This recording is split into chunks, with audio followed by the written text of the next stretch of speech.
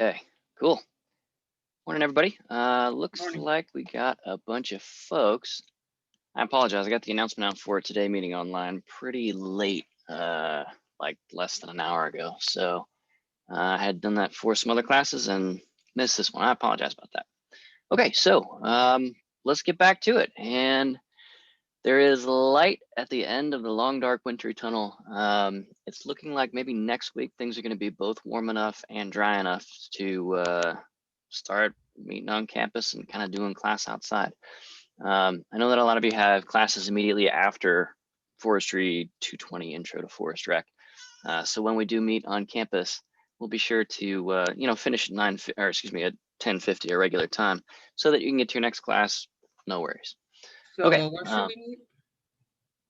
So we'll kind of wait and see how the weather forecast changes, because it always kind of drifts here and there over time. But yeah, if it's like today, it's kind of sunny and 50, but the ground is super wet.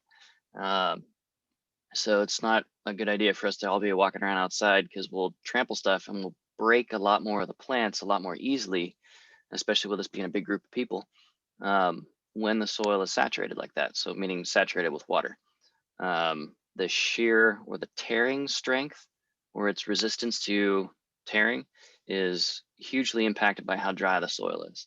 So this is a forest recreation management issue, right? So on days when we have wet trails, we got to close them down to horseback use, because the horse's hooves are going to do a heck of a lot more damage per hoof strike on a day like today, versus on a day, hopefully a week from now, when things are much drier. So no promises yet, but I'm definitely keeping an eye on the weather report, and I would love to get away from Zoom as fast as possible.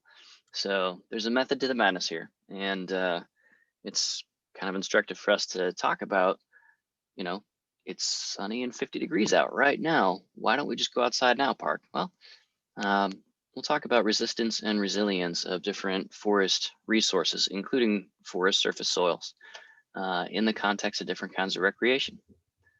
Sounds good? Yeah. Any other questions or announcements kind of before we get into stuff for today? Any like RSO's meeting? I know Forestry Club had a meeting, I think, last night. Anything like that going on this week that anybody needs to announce?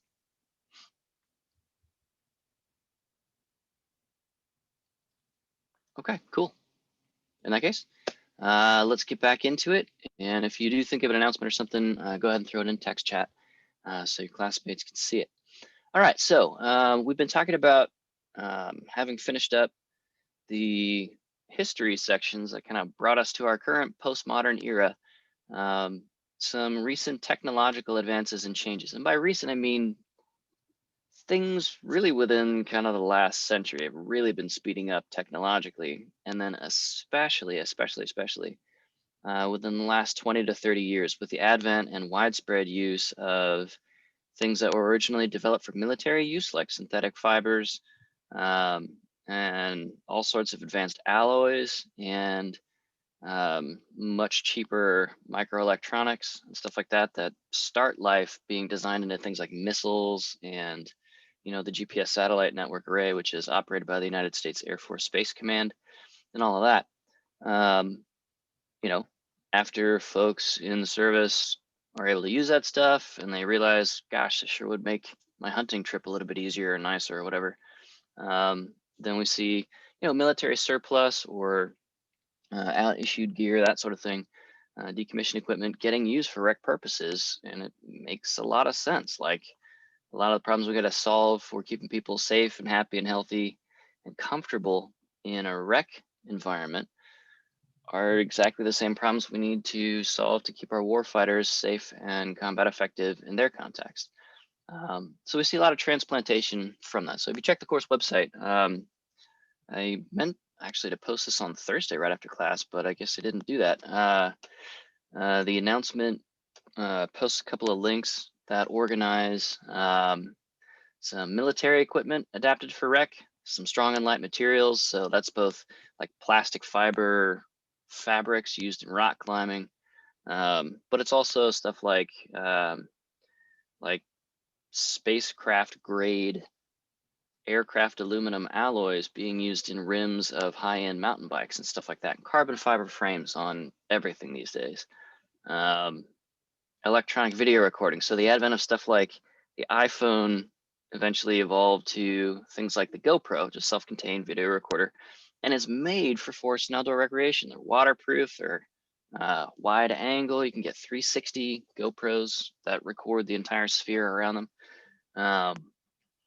And then, of course, a section on internal combustion engines and fossil fuels. So take a look at the course website, and maybe after class, just take a quick look through those. They're just super short video clips like we used on Thursday to kind of start thinking about what is this huge and extremely rapid, from the overall historical perspective of human and forest recreation, extremely rapid advance of different forest and outdoor recreation activities, again, just within the last 30 years or so. This is a pretty big deal, because if you think about folks who, maybe some of you guys and gals, I certainly do, enjoy working in the field of forestry, and the subset of that, that's forest rec, with hunters or fishermen or horseback riders, whitewater rafters. I mean, there's, bazillion different activities and ways that you can do that. And I know that some of you are planning on working this summer all across the country doing forest rec stuff as kind of a first summer seasonal job with the Forest Service or Park Service. If you think about the policies that park rangers and forest rec technicians and forest protection officers, wildlife conservation officers, the policies that they're working under, so like the laws and the rules that they got to follow professionally and legally, those were largely written a pretty long time ago, before we had a lot of this stuff.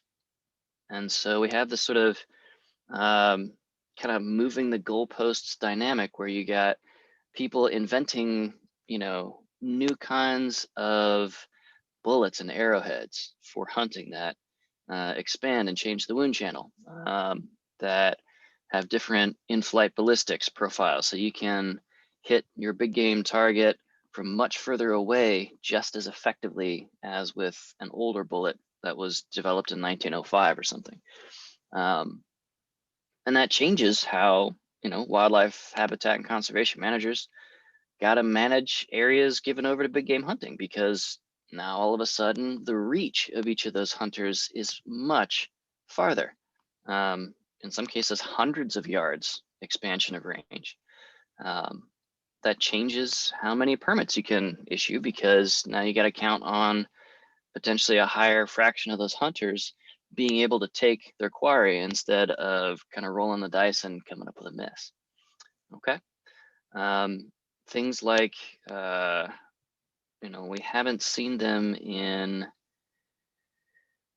big game style hunts, but the application of military technology to hog hunting down in places like Texas and Missouri and Arkansas, where hogs cost millions of dollars. It's a nuisance hunt instead of a game hunt. But you have people clipped into helicopters using, late generation, so like 3, 4, 5 generation Starlight scopes, night vision goggles, high powered, high precision rifles. And although they're not sort of available for general recreation use yet, the military has had smart rifles that paint the target electronically and identify what it is, identify the backstop, and then pull the trigger for you automatically when it's the right moment, as the the alignment of the weapon is wavering around its target.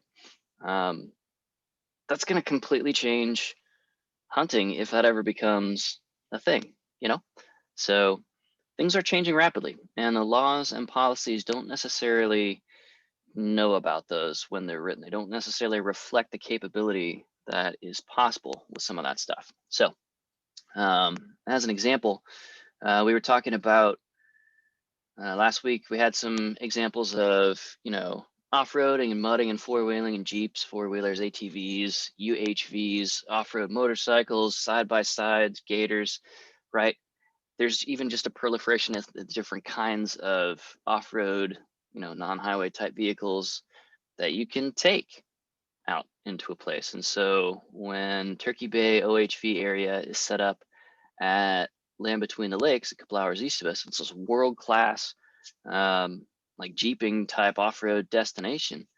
Well, let's see if we can find an example of how folks at Land Between the Lakes might struggle to cope with a new technology. And this is not a widespread thing, but this example I'm about to show you, the application of it, the idea of it has been around a long time, 30 plus years, although it wasn't quite as sophisticated as what you're about to check out here. So, all right, so this is, Polaris style UTV. They're super fun. These things can hit 50, 60 miles an hour. You can see that huge, large travel suspension. And you can imagine that those wheels, although it would be a pretty bumpy ride on regular terrain, because there's no air spring cushion, there's no tires on that, the shocks can help be part of that cushioning.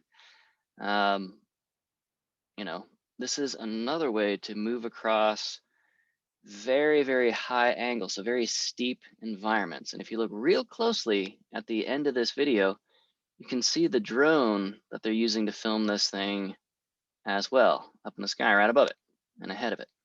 Okay, so that's another example of technology. We talked about how drones are super awesome for getting sick edits, but they do, unfortunately, scare the heck out of wildlife species that don't know what to identify a drone as. Typically, they default to, oh God, this is a predator.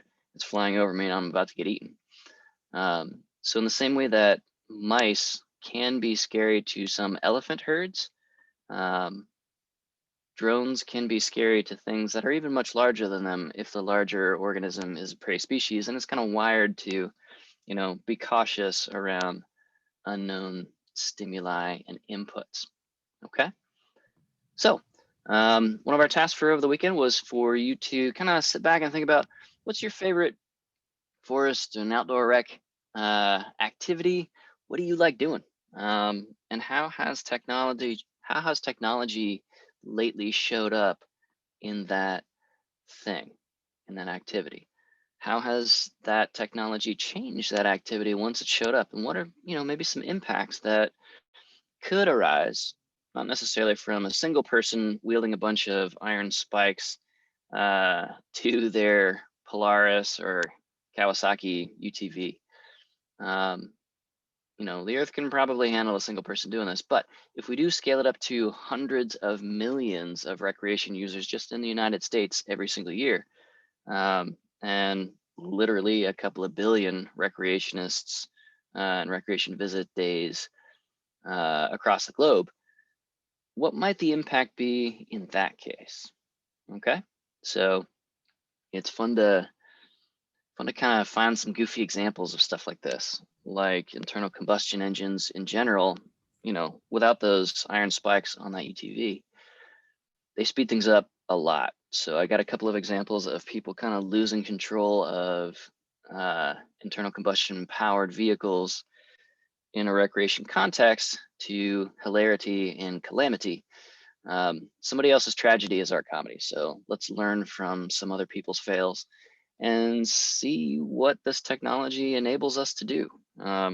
If we didn't have these things or use these technologies in this way, as foresters and as park rangers someday, we wouldn't really have to kind of balance out the technology equation with the impacts of it. But here we are. So anybody got any ideas? We kind of started this conversation on Thursday last week, but anybody got any ideas on what's your particular favorite forest and outdoor rec activity? What's the technology that is kind of new and emerging in it, and how has that changed the activity? For mine, it's hiking slash running slash trail walking. That like I like to just take in the scenery and just kind of rest and just walk around to kind of get my head in a better place. Nice. Okay. And one thing that kind of changed that, though, it's not like like in the trails specifically. It's more like technology for like VR or like Ocular, basically taking moving people from the actual trails to home, making like makeshift trails for them to walk on or hikes or climbing and stuff like that has started to change like landscapes. Even YouTube has started to make like, have you ever heard of those 3D like 3D I'm blanking on what it's called, but it's like 3D 360-degree tours where you can Yep. just hold up your phone and like kind of go on a tour. Basically Yeah. that stuff, and that could be like, well, it could there's this thing of like getting people to like the place, or like, hey, you're having it from your home, but it's also having it at your home rather than like having people going over there. So there's also like, it's not real, it's not like as immersive Hmm. as that, but it could help the areas if they're like being overused. So there's a plus and a minus for that. So it's kind of how you take into account whether you want more people at your trails, or is like, maybe we should give the trails a bit of a break, and hey, how's this for now? If you can't, especially if it's like people who can't afford to go there because they don't have a car, or like they don't have like much time depending. Yeah. So that's a pretty direct application. Our population is increasing, but in some places, recreation visitation, instead of kind of exploding exponentially like it did kind of from about 1970 through about 1995, um, with the baby boomer generation growing up and doing a bunch of forced and outdoor rec stuff. Right around the time the video game consoles started getting published, that recreation visitation kind of leveled off in some place, not really dropping.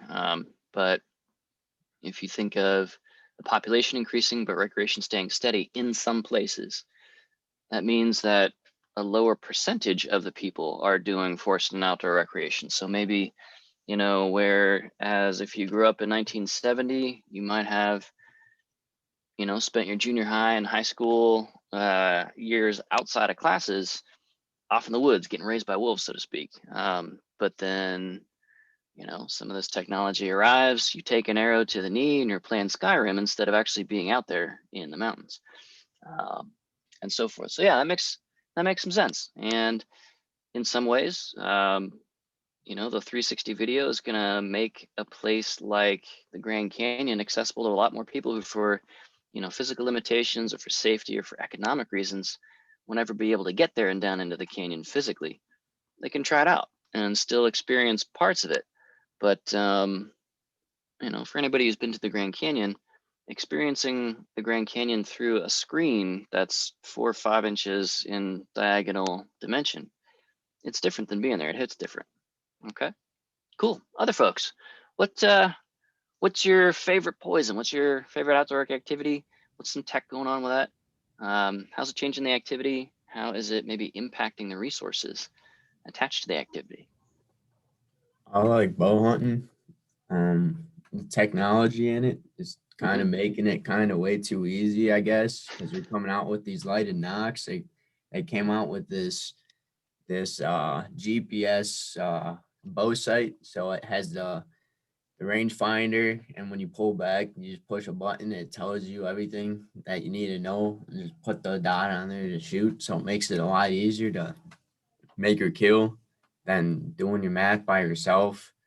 Um, I mean, the rangefinders, they've been out for a while. I use one, but I mean, it makes that easier. But with the built into the site, makes it even way easier because it's less time you have to spend to do all that stuff. And I use compound bows, so it's even less time. So Mhm. it makes it a Yeah. lot easier and time efficient. And then I also had a question on that video for like that vehicle. So like my job in the military is like heavy machinery operator. I also heard with like tires, like the the tires like ain't really good for like steep hills and stuff like you said. Mhm. Why is wheels and tracked vehicles made for that, but not tires? Oh, that's a great question. So that totally gets into this question of, we as humans, we have the technology to do basically anything we want to in terms of forest and outdoor recreation. It totally just becomes a question of what's wise and sustainable for any particular ecosystem that we want to do it in, because there's a huge range of, kind of durabilities of different environments. Like, you can kind of do anything in Bonneville Salt Flats. 50,000 years ago, it was a lake bed, and we wouldn't have been driving around high speed, out there out west, trying to get like land speed records and stuff. So salt flats are super, super flat. They're enormous, and it's pretty just thick salt. As that particular lake evaporated, just left all the salt behind. And you know, people do all kinds of motorized wreck with tracked vehicles, with in the winter when it's covered with snow. Some of the tracked vehicles will be like snow machines, so ski or sledge out front, and then tracked set of wheels in back.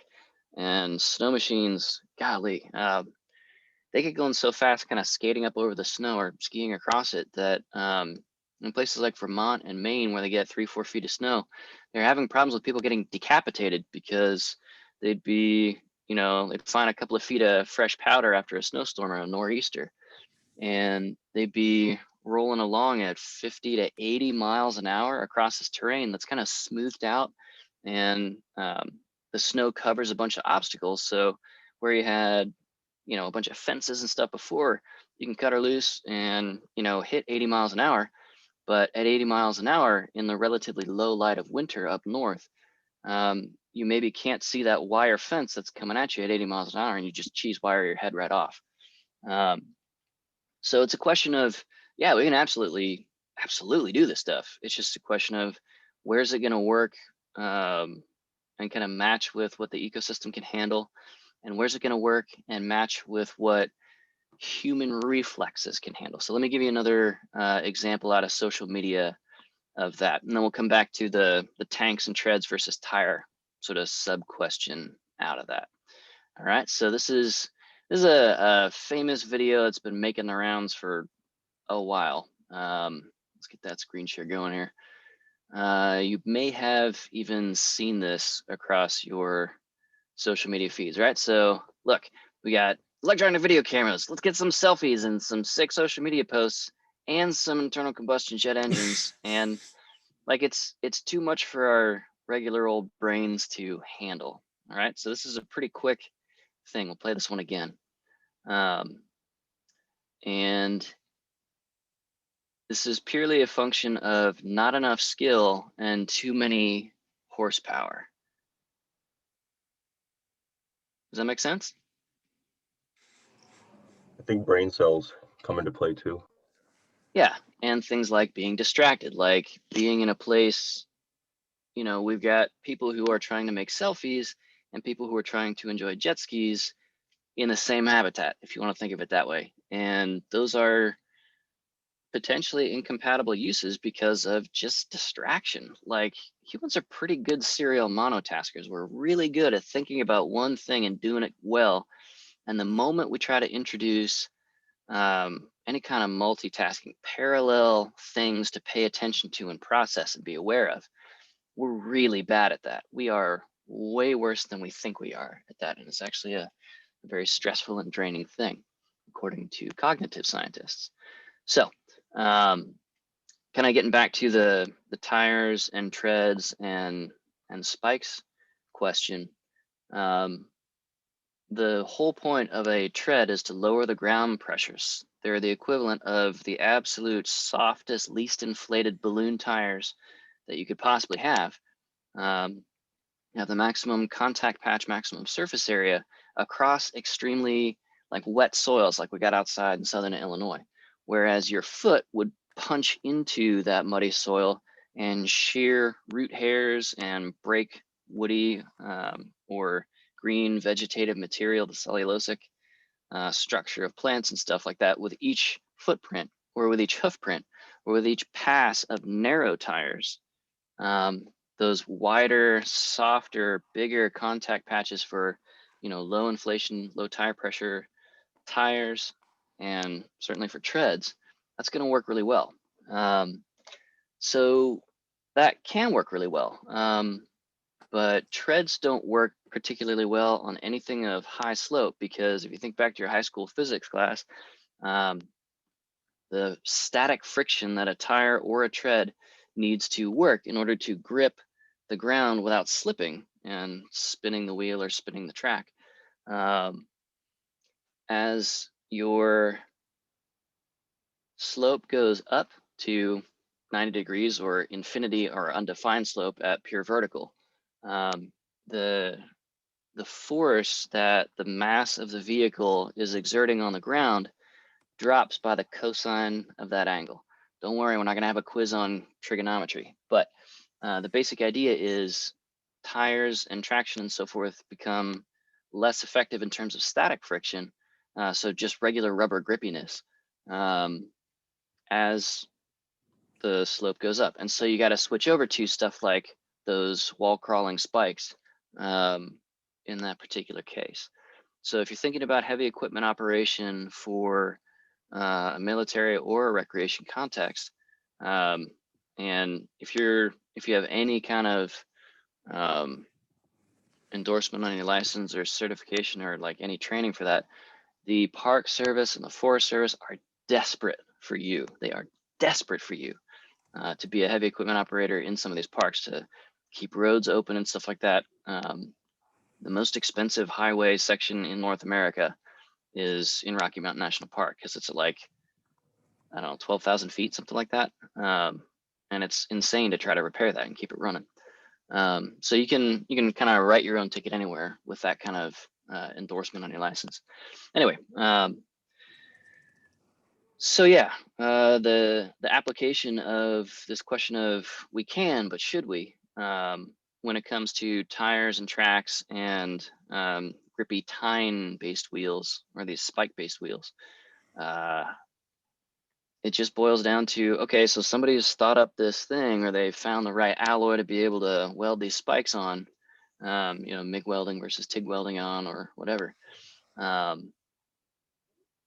Okay, so where can we find a spot that if this person does it and it catches on and 1 million people a year start doing it in this spot, the spot's still going to be around for 10 generations from now, and stuff like that. And so in a developed recreation context, we can pave areas, like if you think about it, like skate parks and technical mountain biking parks, where you have, dirt ramps and banked curves and high lines where you're going up off of the soil on like a wood bridge or high line or whatever. You're separating the earth from the impacts of that internal combustion engine. A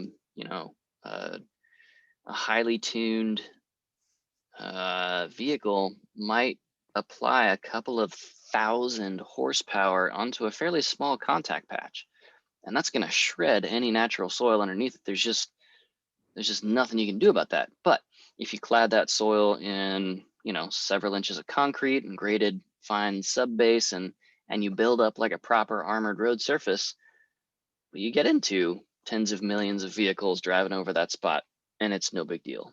But then again, there's the trade-off of tank treads shred asphalt and tar and chip. Heavier vehicles like semi, tractor trailers, transfer trucks, freight trucks, they destroy even concrete just by their weight, because it's 80,000 pounds, 40 tons of weight on the contact patch of 16 wheels. It's not actually that big, so it's a lot of pressure, and concrete's not very flexible, so it can't really adapt to that. It's either going to resist it or just kind of slowly shatter apart. So long answer to your question about that, but yeah, this is exactly the kind of thing that these days we're training park rangers and park planners and managers and superintendents and foresters to start thinking more about.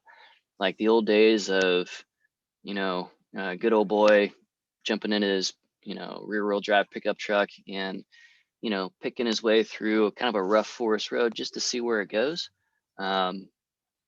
Those days are mostly kind of gone because now people publish their GPS tracks to sites like All Trails. They'll publish the rock climbing pitches that they create by backpacking rock drills and sinking sport anchors and epoxying them into bare rock faces. There's a real sense of accomplishment with doing stuff like that. And it lets you, feel like you're contributing to the community. Like, look at this new pitch I made, come climb it. You publish that online, and if it's a good climb, thousands and thousands of people can just find that spot all of a sudden. So that's kind of the crack-on effect of some of these online technologies as well. The word gets out, and a spot that could recover after one person drives a spiked wheel vehicle across it, that would definitely shred some soil. I mean, it looks like a ag aerator, kind of, if you think about that piece of equipment. But one of those, every 5 years with just one person doing it because they understand what they're doing, not a big deal. Millions of people a year, big deal. So we start getting into this fairness thing of, all right, this one relatively affluent person who's got the spare time and capital and like a fully equipped workshop and welding set and the metallurgy training to do this without killing himself or herself, and to buy a $20,000 to $50,000 UTV and modify it. How come that one person gets to do it and the millions don't? With the American National Park System, as you know from History Unit, this is for all of us. This land is your land. This land is my land, from California to the New York Islands, etc. So we got to try and figure out ways to make it work for everybody who wants to, not just the folks who can basically finance the whole thing from scratch themselves. Those are the ones typically that lead the way, but then everybody else kind of, rolls in behind them. Somebody with your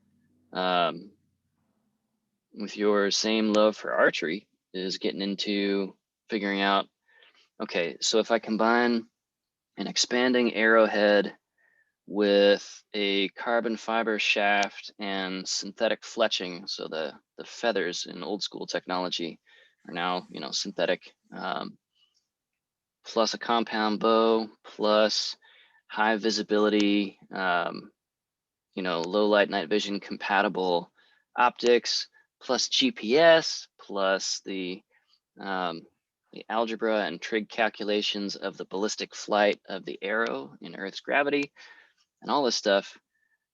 Somebody had to do each of those first, and then some subset of those experiments kind of work out, and then it spreads out to everybody else, and all of a sudden a lot of bow hunters are a heck of a lot more effective. When back in the day we used to use bow hunting with an expanded season because it was super freaking hard. You had to get close, you had to get really close, and they weren't incredibly accurate. It's not accurate in the same way as a rifled barrel that has been developed over the last century to be accurate at quite a greater distance than bow hunting can be. Like, again, it just kind of changes the equation on how many folks can we afford to have bow hunting before they depauperate the local population of whatever game species they're hunting, turkey or deer or whatever. So it's just kind of not really a chicken and egg problem. It's more of a game of cat and mouse with people trying to make hunting and bow hunting specifically even more fun with this new technology, or off-roading even more fun with stapling tank treads onto their car or welding spikes onto their UTV's wheel rims. And then the being the ranger who's managing the place where they want to do this stuff, and this person rolls up in this new thing you've never even seen before because they just literally invented it, and it's like, oh, that's interesting, let's try this out. Or maybe sometimes the answer is legit, I'm sorry, this isn't appropriate for this area, but let me help you find a place where maybe you could use this new kind of bow plus arrow plus GPS tracker plus quick release plus recurve, compound, all that stuff. Like there's always a yes somehow. We just gotta figure it out. So there you go. All right. So super long answer to a really good question. All right. Anybody else? What's your activity? What's the technology that you see, maybe even just kind of in the last couple of years as you've gotten into this forest and outdoor rec activity that you're finding you like so much? What's a new technology that is changing it quite a bit? I like to fish a lot. Can you hear me? I don't know if you can hear me. Yes. Oh, yeah. You So I fish a lot. And so like if you're kind of big into the fishing world, the new thing are like the graphs, so like the fish finders, the depth finders, some people call them too. Those are just getting off the charts with the stuff they can do now. Depending on like the size, like the smallest you can get is like a 4-inch screen. And some of these companies are putting out like 12, 13, sometimes like 14-inch screens. And some of them now, there's this one Garmin Electronics has, it's called Live Scope. And so it mounts, the transducer mounts onto your trolling motor up front, and it gives you not like a live picture, but you can see the fish literally swimming in and out of like the sonar kind of beam and stuff. So you can see the fish exactly where they're at. That's like the newest one, and it's getting crazy. So Yeah. and when I'm fishing tournaments and stuff, a lot of guys want rules changed to where like you can and can't use certain ones, and Yep. and because they're starting to say it's like a pay to play type of deal, and to be competitive at any level, even college level, you have to have some of these things. And so Live Scope is one. But I mean, these things are showing you like elevation changes in the water, like there's topographic maps that are involved in it. You can get this thing called side imaging, which is almost like a bird's eye view looking down, but the sonar and like stuff shoots out to the side to like 100 something feet. It's nuts. So I think it's pretty interesting. I think it's very cool. You're having like this military tech kind of just like on your bass boat with like sonar going around. It's wild. So What a time to be alive, like yeah, we can rebuild the bass boat better, faster, stronger. Yeah. But at some point, I mean, you completely hit the nail on the head, or you bullseyed the target on it with this idea of, at some point, especially in tournaments where, there's real money at stake. This is people's not only personal pride, but someone's livelihood, right? A couple of our grad students are pro competitors at this level, and it's completely an arms race if you, as the the organizer of the tournament, say, bring anything, use anything, and stuff like that. So where we tip over from recreational fishing over into sport fishing, that's where we see a lot of that kind of regulatory action. Like anybody can use millimeter wave radar for hunting, plus thermal night optics superimposed on starlight scope video and stuff like that. Like you can see better than full daylight using these augmented technologies. But at what point is that fair to the other competitors who don't have, in some cases, the stuff for hunting runs tens of thousands of dollars. I mean, it's a lot of money. Or they don't have the social connections, or maybe the prior history with some of these sponsors that provide some of the stuff for them for free, and you got to try and kind of bust your way in buying your own stuff as you go. That doesn't sound like a very sporting event to me. It's more about all the crap that people have assembled, instead of like the skill and the passion, and sometimes just the luck of being the right person in the right fishing hole at the right time. So it's tricky. There's even in hunting, where firearms are restricted to certain load sizes, like in shotgun season you can have 3 rounds, and if you can't get your quarry with 3 shots, then it's called the fair game principle. That is, if you can't get them with 3 shots, then having an extended mag for your box mag for your shotgun or a big drum mag for your shotgun while hunting, that's not hunting. It's just like you're just spraying slugs all over the place, and it's ridiculous at some point. So yeah, we kind of put these artificial clamps on what we're calling a fair crack at the opportunity.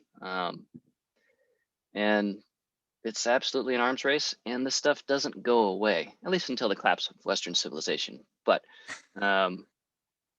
yeah, like the sonar pictures are only going to get clearer and higher hertz, so higher refresh rate until you're watching, 60 or 120 frames per second in high resolution with, millimeter frequency sound waves. I mean, you'll be able to see individual blades of grass as the fish are going through them and get an insane competitive advantage over somebody who's just in a bass boat and maybe they don't even have a trolling motor. Maybe they're just kind of using the outboard and drifting to a spot because they either can't or don't want to use even the level of technological augmentation that a trolling motor represents. So yeah, it's not good or evil. It's not better or worse. It's just different. It's the should versus can question. You got it. Anybody else? So, oh, Nah, bro, you can go ahead. okay. Well, like my main thing that I do recreational outside is like mostly rock climbing, or not my main thing, but that's like my favorite thing to do. All right. And so recently, there's been like huge innovations in the climbing community over like fall protection. Yeah. You're getting like lighter and stronger carabiners and quick draws that allow you to climb further because you're not carrying as much weight up the wall. And then you also have lighter and thinner ropes, which do the same thing. They allow you to climb further and expend less effort because, once you're 100 feet up, you're not having to lug around like 100 feet weight of rope. Right. Yep. Like you would back in the day. Plus, like you have like dynamic ropes now, which actually like stretch when you fall so that it doesn't like snap your back when it catches you. Yeah, it's a little bit gentler bungeeing down as you take a whippet, Yeah. which is a jargon term for falling off the rock face and swinging and maybe crashing into the rock face as a function of your whippers protection. are no fun. Yeah. But Then like you also have like even down to like chalk. Like they're making innovations in the chalk we use, right? You now have like liquid chalk that is the solution of the magnesium carbonate, I think is what it is. Anyways, it's like solution in like rubbing alcohol pretty much, and you rub it on your hands and the alcohol dries out, but it leaves behind your chalk.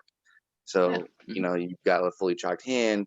There's just so much going on in it. And because of all that stuff that's going on in it, it's allowing climbers to achieve more than what was previously achievable.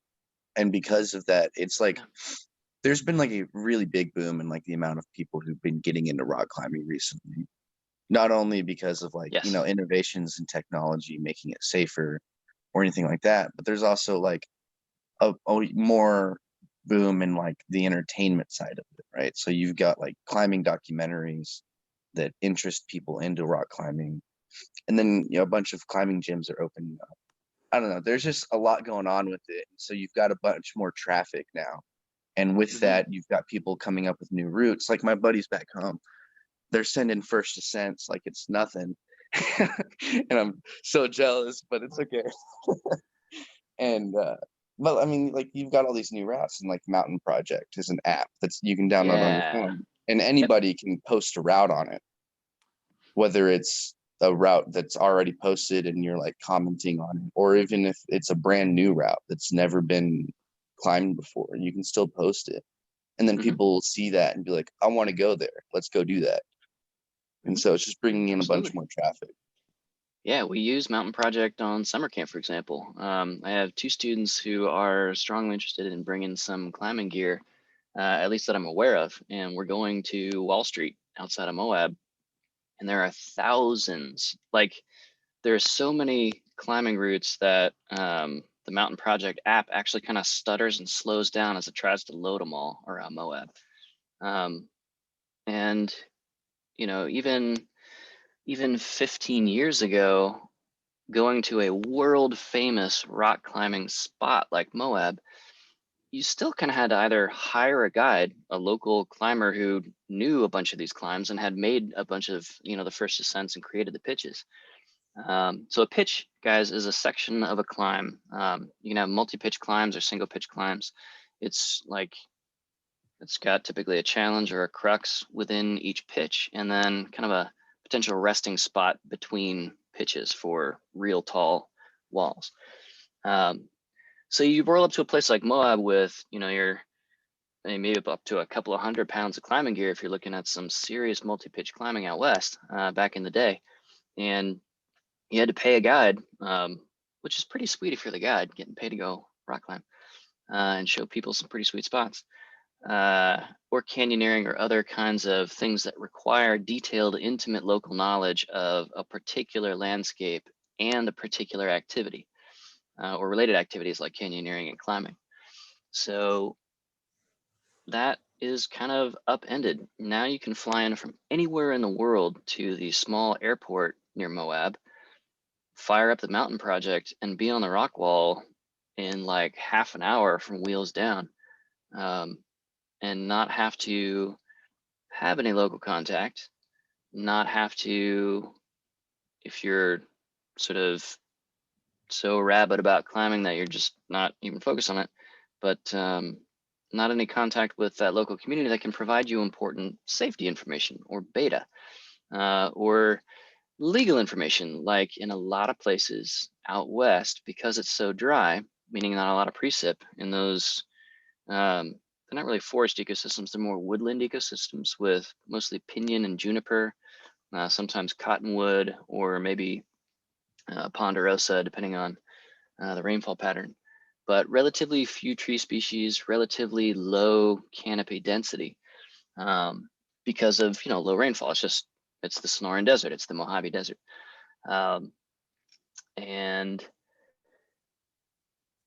a lot of these places require you to use specially color matched chalk to keep the sweat and the oils naturally secreted from your skin from making the contact patch that a tire would serve in vehicular wreck.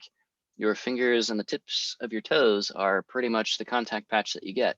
So there's not enough rain to wash away all of the chalk that these literally millions of climbers put in each of these handholds. And so in a lot of these red rocks cliffs, so dark ochre and brown and orange and yellow patches of these sandstone walls that can be over 1,000 feet high, you can see the little stipple pattern of climbing holds the whole way up from a huge distance. And